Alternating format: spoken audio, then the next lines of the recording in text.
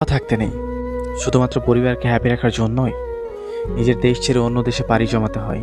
হ্যাঁ, এটাই প্রবাস। পরিবারের সচলতা ফিরিয়ে আনার জন্য হাড় ভাঙা পরিশ্রম করতে হয়, তাও এমন একটা জায়গায় যেখানে ভাই বোন মা বাবা আত্মীয় স্বজন কোনো মানুষ থাকে না। অসুস্থ হলেও দেখার মতো কেউ নেই। নিজের যত্নটা একান্তই নিজের।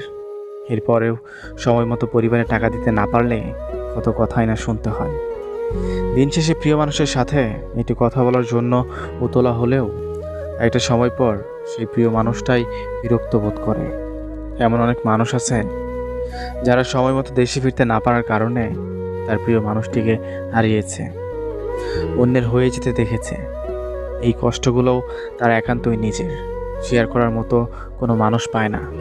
এরপরেও মাসের শেষে তাকে বলা হবে, এই মাসে একটু বেশি করে টাকা পাঠাতে পারবি?